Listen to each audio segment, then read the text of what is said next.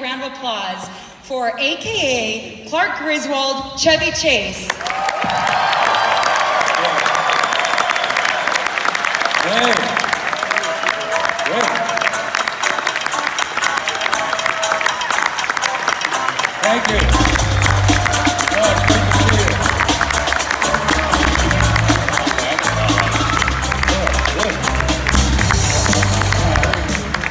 Yeah. Okay, I'm good. Nice to see you. You as well. Oh. And you know, being that this is such an iconic film, What'd you say, necrotic? eager. They're also eager to get them answered. So let's start with Clark Griswold. How was it like getting in the character as Clark? Really tough. Clark actually came about when I was shooting the very first Vacation. My director was Harold Ramis, one of the greats. He's not with us anymore, I'm sorry to say, but let me see if I have I do.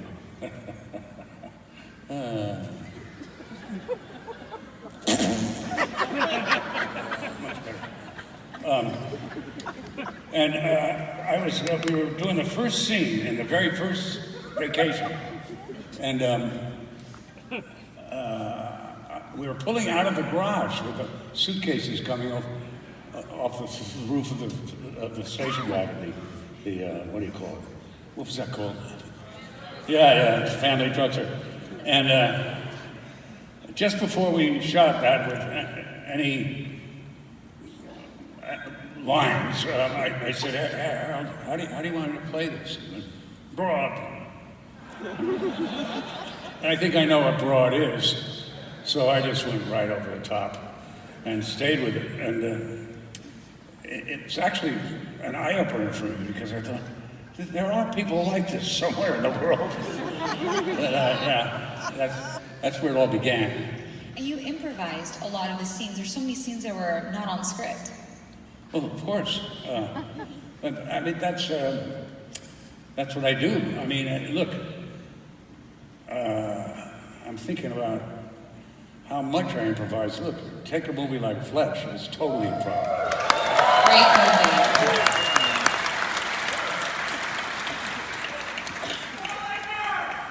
You shut up.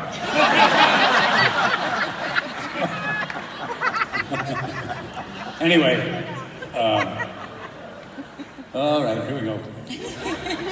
You have to grab onto it when they're long. Yeah. So the house, the Griswold house. Yeah. Let's talk about the Griswold house. Was that a movie set or was that a rented production? No, it actually, the Griswold house was actually the same house on the water lot there, about 80 degrees between snow, as Lethal Weapon, the same actual house. And I remember when I was scouting, which house, what locations, etc., that in front of that house on the lawn was a toilet. And I had to figure it out, that's where Danny Glover had the toilet blown out from under him or whatever, Lethal Weapon. And it was the same toilet. Of course, nobody had bothered to move it. I don't know, centuries. Anyway, so I decided on that house, and I was doing those lights. Those little lights aren't twinkling.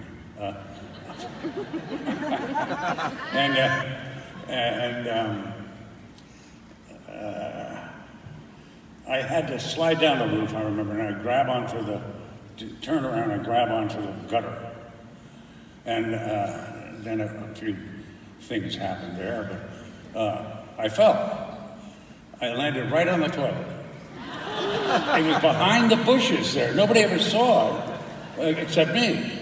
And there it was. I was in there, and then she comes out and, Clark, Yes, honey. I'm sitting on the job, Anyway, that's sort of the story of that house. The other story of that house is really what took place in the attic. And I loved that scene we had no choice but to shoot it because we were in Breckenridge, Colorado, all snow, as you can see by the sliding and stuff. And we couldn't get out of there. We had like a sudden 4-foot storm. And so we looked up in there, in the attic up there, and I thought, well, let's use this, which we did. And that's where I had the wonderful idea of, I've always wanted to step on a board, have it hit me in the back of the head, move forward a little, and have the one in front of me hit me in the front of me. Of course, I'm the only one who found it funny, but still, that's the kind of guy I am. So you and Beverly had so much chemistry. I love that they had her play Helen. It was almost as if, like, I believed it. Like, you guys are married. You guys were amazing in every National Lampoon's Vacation. Is that a question? No, well, I'm almost there. What was it like working with Beverly? Oh, awful. Beverly's wonderful. We've known each other a long time. She's very funny, she likes to show her breasts on occasion. She's just happy about them. I don't know what it is, but not a big deal. And she's very funny, a very intelligent woman. So, it's just a great pairing, really. I mean, I chose it, obviously. I wouldn't just say, bring anybody in here. She's my wife. Clark's wife. A lot of the audience members want to know, will there ever be a Christmas Vacation 2? A lot of them. Well, you think it's a good idea? Whoa. I'm just going to have to make the boy and girl the same age again. I'm going from one to the next. Let's just keep them around 13, 14. Everything will be fine. Otherwise, it'd be 35. It's like, Russ? Yeah. Anyway, yeah. So, I'm sorry. No, so there was actually one other question. Is it true that there was a bomb threat ever happening to you? This is actually the last question. Is that what you're saying? No, Oh, this was... I got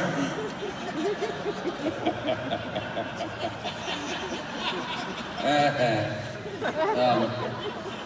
That's true. When I was shooting Saturday Night Live, I lived in New York City, in an apartment at 161 East 61st Street, right next to David Bowie at the time.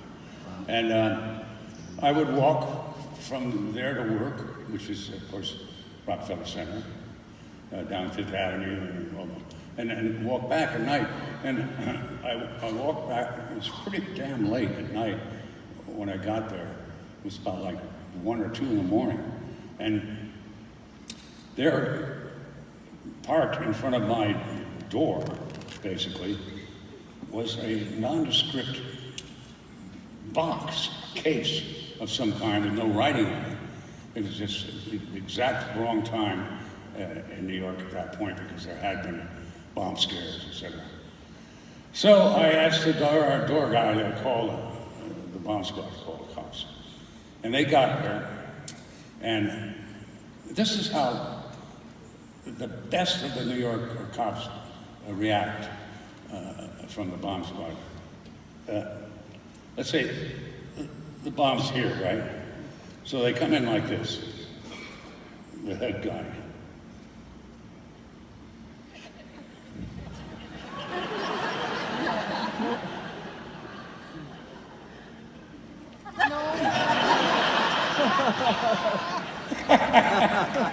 I don't know what he thought was going to happen. It was damn funny to see that. Like, oh yeah, a couple of feet back, you're fine. That was my bomb story. Yeah. So Cousin Eddie, I mean, he's so iconic in all of the vacation films. We've got a lot of questions about Cousin Eddie. What was one of your favorite scenes working with Cousin Eddie? All of them. I love them. We had a great time. He's disturbed, but that's just Randy. You know, what can I tell you? He's actually a brilliant actor. He did a great job. I miss him. I'm going to miss him if we do another one, because I don't think anybody's going to want to have him around after what he did to Rupert Murdoch. But in any case, he's great. So what would be your favorite vacation film? Vacation in Homestead, Nebraska. What do you mean? I've done 4. Is that good Yes, enough? out of the 4, you've loved all of them? Oh, yeah, I do. They're all so unique in their own way, right? Yeah, I would think so, yeah. Well, one of my favorite questions in all of these was, did the squirrel have a name? The squirrel? Yes, that was a real question in here. Did you really? guys? Yes. No. We've had a lot of other interesting ones as well. I think like- his name was Squirrel! No, but that was a real squirrel. And it was pretty funny when he got onto my back, and we figured that one out pretty fast and came back down the stairs. But yeah, I mean, you know, when I'm looking in there, I could sort of see something looking back out of me. And then it's just all hell breaks loose. Yeah, attacked. Yes. So Fletch, I've heard, was one of your favorite films to make. It's actually one of my favorite films to watch. I love Fletch, and I love Fletch Lives. Really? Yes. Thank you. And now with Fletch, that was one of the characters you feel like you can relate to more, correct? In what sense? Just the acting was organic and. Oh, right. Yes. Well, I think I mentioned that. Yeah, that I kind of winged it. You know, improvised a lot, and I like to improvise in all of my movies, but that one was particularly improvised. Had a great time. I mean, you know, I had a director named Michael Ritchie, who was a great director, and yeah, Michael. Anyway, he would say to me, "Okay, Jeff, I want you to do as little memorizing of anything. We're just going to use the lights, the length of whatever it is you're working, therefore the blocking, and from there on, I'll give you a sense of what the scene is." And so here you end up with a scene like when I'm getting back to my apartment. How often do you hear strangers in my pants? That's just me, it just comes out of that. Strangers in my pants. Well, that's what you get when you ask for Chevy Chase. It's all pretty much funny stuff that Dad used to do when I was young. A lot of the audience members would love to see another Fletch, maybe a Fletch 3 in the future. Would that ever be an idea? I don't know, I thought Fletch Lives ate it. I didn't think it was good. No, I love No, that one. I didn't. Thank you, but I'm just saying that, you know, at that point, they knew Fletch made money, and why not try another one, and just throw a lot of costumes on the guy, so that I was, you know, being 5 or 6 characters, and I just didn't think it was worth a hell of a lot. There wasn't enough story there, but a third one would be a real slap in the face. I'm sorry. Yeah, I don't know. My answer to that is I'd love to do another one anytime. So did you ever do your own stunts? I mean, you fell off a ladder in Christmas Vacation. Gosh, there's just endless of things that have happened. Did I You fell ever in a do toilet, them? as you What do you told think us. I do? Yeah, of course I did my own stunts. Most of the time. I'm trying to think of when I didn't. I'm thinking now of the Three Amigos. One of my favorite films as well.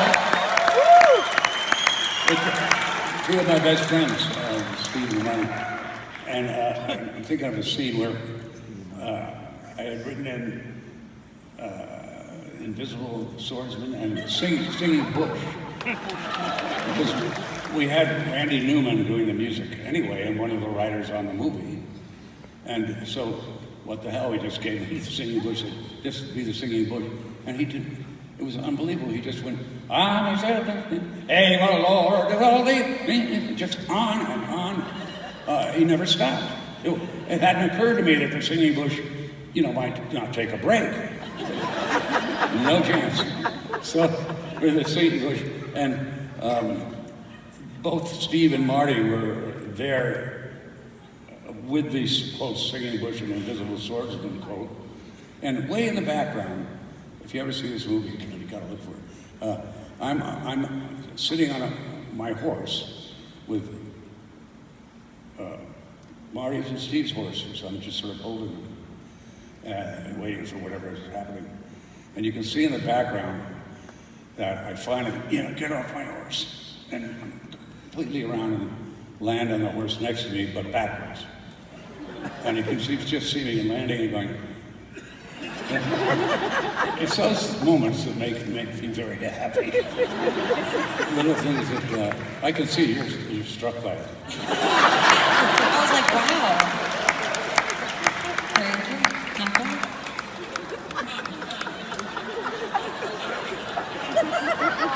So Chevy, you've worked with so many actors, so many actors who are your dear friends, like Dan Aykroyd is one, John Candy is one. Do you have any special, memorable moments with them? Ones that you can talk about? Not like I don't know. Did I tell you one before that I had one? With Dan Aykroyd. Let's see, what was that? Oh God, I don't remember what I did mention something to you, but I don't remember what it was. Huh? Nothing But Trouble was one. He was the director and an actor in that one. Oh my God, Dan. He never knew what he was doing. He didn't know if he thinks he wrote it, and then he thinks maybe I'll direct it. And it's just Dan. And so he did a great job. I mean, it's not a movie that I think is one of my greats, but on the other hand, we had to work with Demi Moore, which was big trouble. And it's funny because Dan and I, we'd discuss the acting and this and that and the writing and all this stuff in pre-production, and then it came down to casting, and we both agreed that at the time, one of the best-looking women was Demi Moore, and why can't we have the best-looking woman in our movie? And she was a fucking nightmare.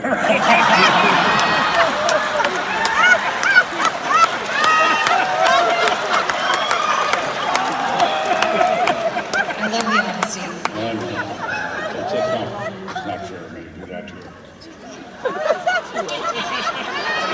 Anyway, yeah. I mean, some women can be suggestive and various things.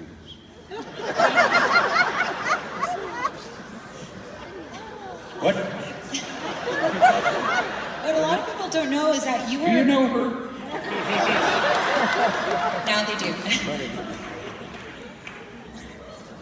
Well, a lot of people don't know that you were discovered in line to see the Mighty Python for SNL. And then you were writing for SNL and etc. What were your fondest moments on SNL? There was only one. Well, you know, I kind of invented SNL with Lorne Michaels, the producer and writer. When I met Lorne, he was casting for writers at the Chateau Marmont. You know where it is. Anyway, so and I went up there, and I got there somewhere like 1 or 2, and I was there the rest of the day with having others come up and audition, writers and actors, and we just got on like that. And what was the question? Fondest moments of SNL. So I've got to say that finding a way to announce that we were SNL, we didn't really have a lot of choices because we And it gave a lot of young people a chance to act. On top of that, I can't really help it. Another question I have there with a lot of these, thank you everyone for all these amazing questions, by the way. But Christy Brinkley, what was it like working with Christy Brinkley? Who? Christy Brinkley. Oh, the Lovely blonde. blonde. Yeah, the one on the car. You know, we didn't really do much together.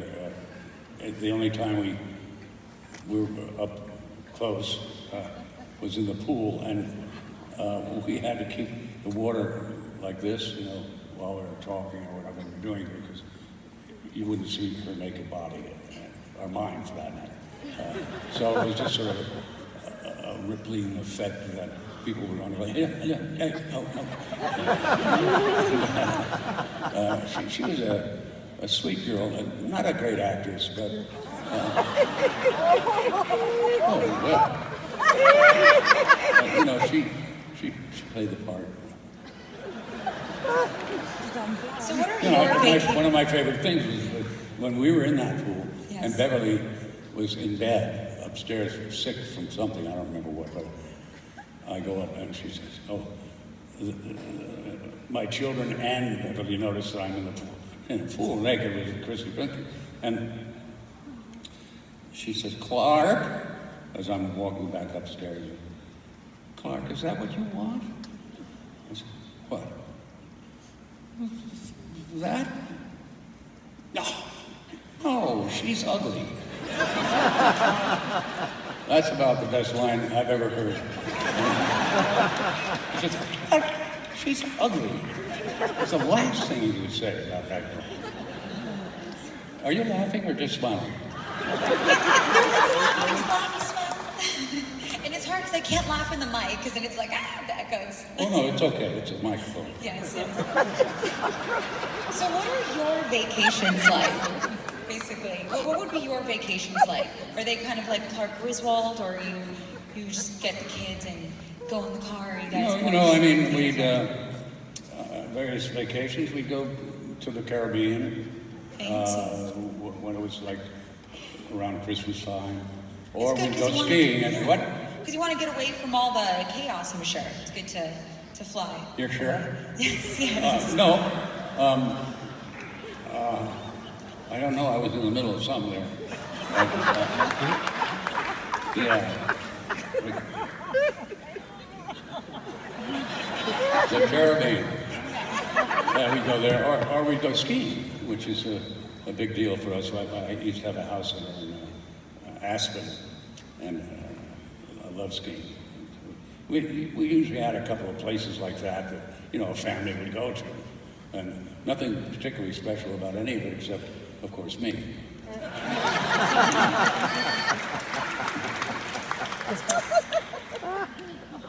I can't answer that.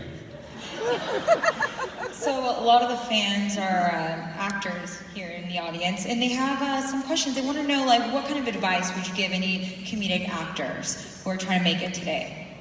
Be funny. That's it. That's a big one. No matter what you have to do to be funny, be funny. After all, what we do is try to get others to laugh with us and to laugh at others. And just generally enjoy life in that sort of milieu of grotesquerie. Anyway, I guess I'm asked on occasion, do you have any suggestions for me? And I say, no. Because I don't want to be bothered by other people's, anyway.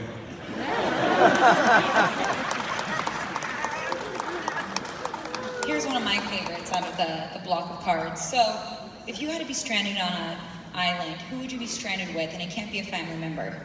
Anybody. Christy Brinkley. There we go.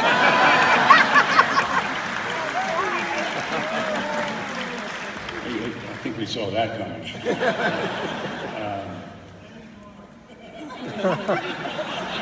to me more. I just want her head. Why? I don't know. Honestly, it would probably be a guy. A guy? With a tiny little penis. Yeah, I mean, I have a lot of great friends who are guys. I can't really think of the one, you know, but I'll give it some thought. Was there any memorable outtakes from Christmas Vacation? I actually had a few cue cards of those. Oh, didn't we discuss one recently? Falling on the toilet was one. The toilet. Yes. And there was something else you wanted to know about other? I actually had, I had like about 12 audience members curious to know, was there any other funny outtakes? No. No. See, everyone? There's always. Yes, there were funny outtakes, my dear. And that's what makes it so much fun to do. Yes. Sorry. It's hard because I'm like laughing back and forth. I know, it must be difficult. Yes. Laughing. I understand.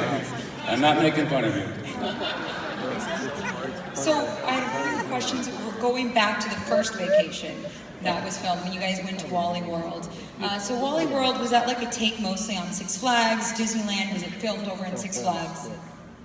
It was Magic Mountain. Magic Mountain, yeah, Six Flags. I know that. Was that the question? Well, yes, they wanted to know Six Flags, and was it Six Flags with Walley World, the moose? Yes. The moose that you beat up. What about it? They wanted to know, was it filmed at Six Flags? Yes, the answer is yes. Right there. We were there and we filmed it. By the way, you know, we had the great Eddie Bracken, an older guy, Yes. who had been a big star in the 30s and maybe in the 40s too, as he was playing Roy Walley. And at the end of the film, we were on the roller coaster, whatever the hell the thing is called, and he's sitting next to me, and I was saying, listen, we've done a few takes of this thing. It's kind of frightening, so don't be silly. Well, I mean, I know I am. And then we get in the thing and we go up the steepest climb. We get to the top, and now you can see from our front us coming down.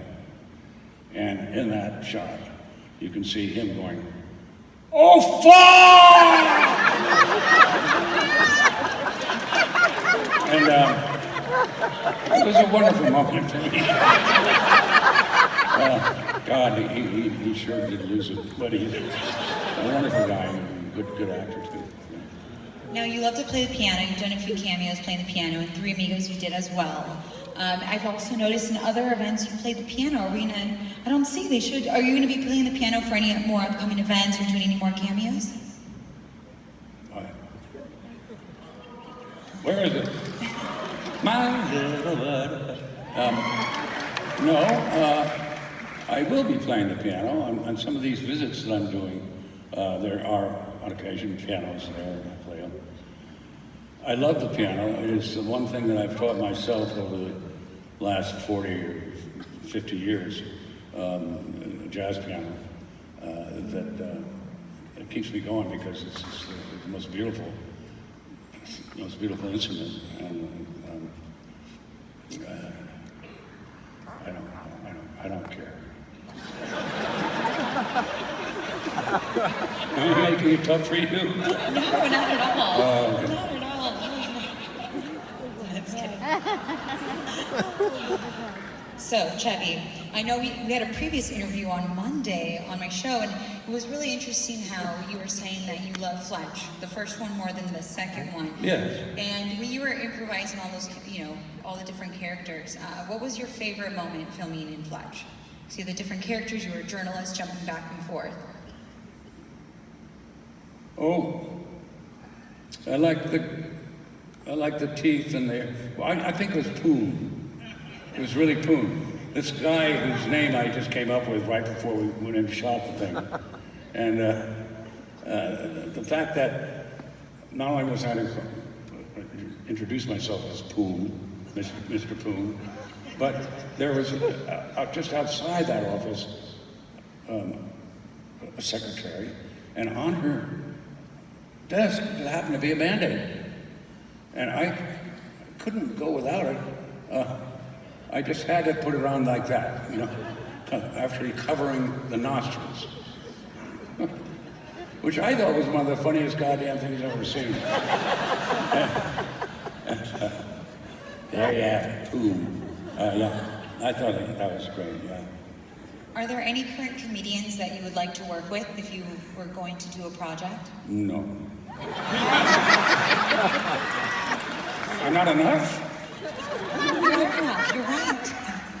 Yeah, I think, you know, I have so many great friends who are funny, you know, like Billy and Brian Murray and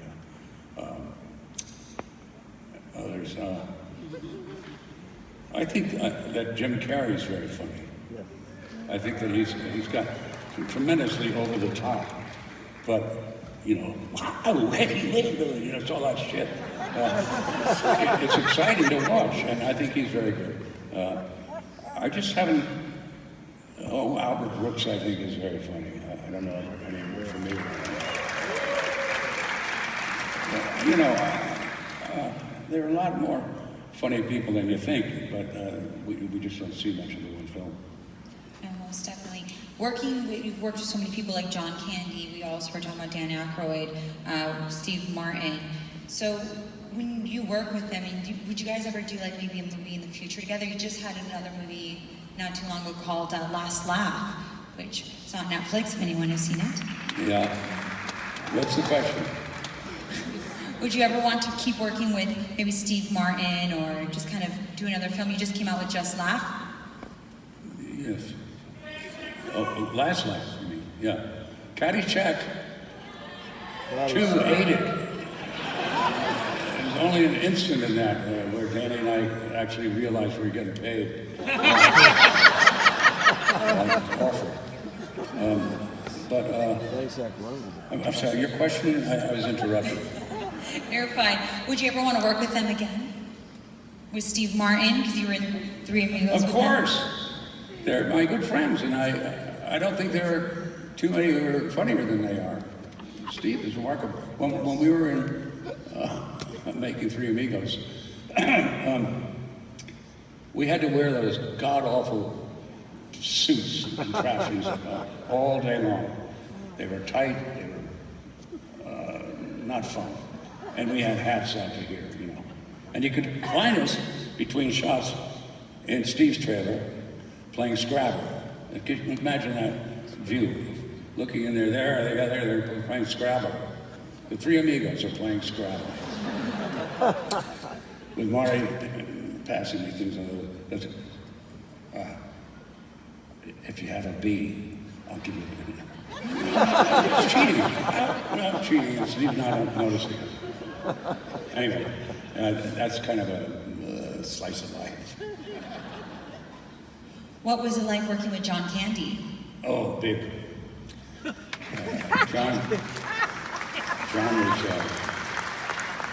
John was great. I really liked him, and I had him in a few of my movies, actually. I remember going to his house one day to go over some lines and this and that and the other. And so we went in through the kitchen and then out and up a little grass area and inside there did our work. But as I walked past the kitchen, I noticed a like 28-pound turkey being pulled out, pushed in. I'm thinking, and that's just lunch, you know. I mean, he could eat like, you know, and we all wanted John to lose the weight, but not the way he's lost it. I don't know.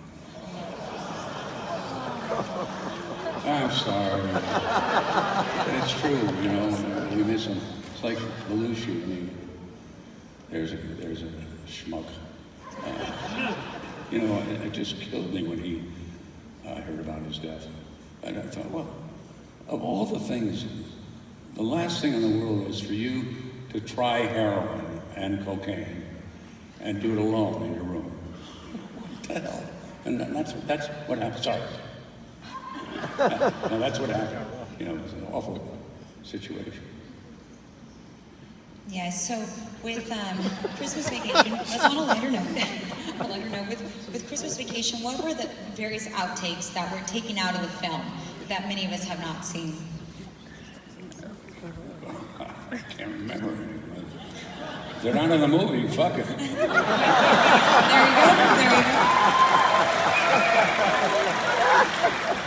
Sorry about that language. Yeah, I don't know. I don't know of any offhand. Do you have another question? Yes, it's actually someone's 85th birthday. Am I correct? Wow. Oh my God, really? It's not bad. William Shatner?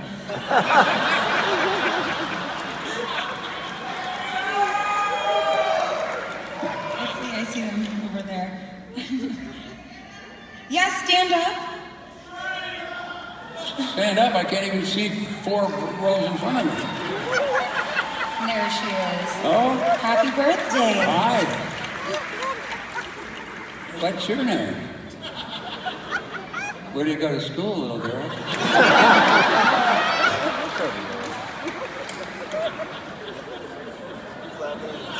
That's low. Yeah, I'm still here. So are you a true family man, just like Clark Griswold? Actually had about 7 of those questions.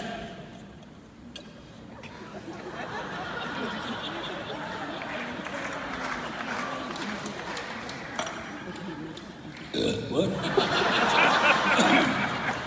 You have about 7 of what questions? Many people want to know, are you a true family man, just like Clark Griswold? A Jew? True family man. Yes, I am. We have 3 wonderful daughters, my wife and I.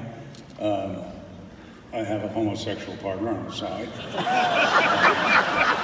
But yeah, otherwise we're very much, regular American family.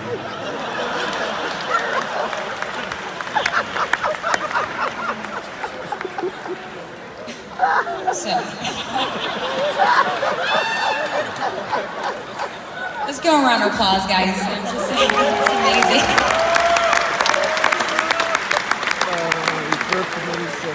Well, one of the things that you're just very known for is just being very organic, and that's how you were always in all of your films, very organic. So the most recent film, Last Laugh, what was it like working on that project? Oh, that was fun. I'm not sure how organic fits in or out of that, but that was a fun movie. It was well written and directed by a very young guy, and I thought he did a great job. It wasn't the deepest movie in the world on the one hand. On the other hand, I had Richard Dreyfuss, who was an incredible actor, and I learned some things from Richard, like where my wallet is now. Anyway, so Richard and I became good friends. And then that's it, I don't want to see him anymore. Are you still writing, aside from playing the piano? You were always such a person that loved to write. You're so creative. Do you still write? Well, I started for 12 years of writing without acting. It's enough to complete that. But I write every day. I really do. And I'll tell anybody who wants to be in the business of either writing or acting or any of it, just have a card like that or a piece of paper, whatever, and write down a thought, and you'll find out later whether it's funny, but I do this every day. I have so many put together, but of course none of them come together in a film. They're just sort of loose. But I think it's the best thing in the world for anybody doing what I do, to keep it up, not to stop. Very well said. And also for everyone that's going to be celebrating the holidays, any advice for people that, you know, want it to be extra special, maybe to avoid any Clark Griswold incidents? Any holiday advice? Wait, holiday advice? Yes, while they're planning their parties. Huh? While they're planning their Christmas parties. Oh, yeah, that's right. I had forgotten that I give advice on that.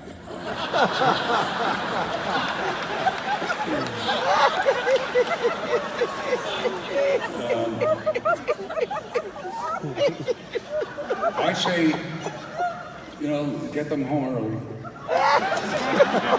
So you can have a little time to yourself and maybe even shut the door. That's about it.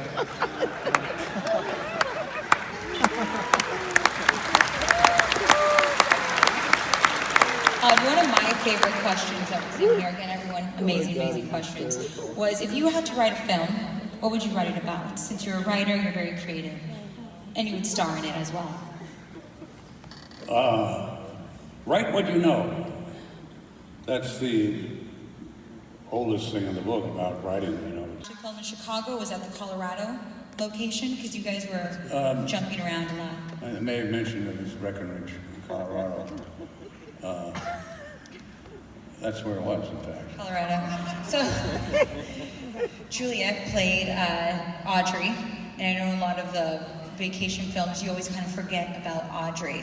Was that something you wrote in, or was that something that was scripted? No, I started it all off that way, which is, you know, Russ and Audrey, you know. It's just sort of a typical male chauvinist thing to do, and so it's kind of fun. What was the question? How you always go off script, everything's organic. Yes, everything's organic. Very Whole Foods. Like Whole Foods. Yes, and Trader Joe's is also a good one. Yeah. Everything's organic. There's not a hell of a lot I can add to that.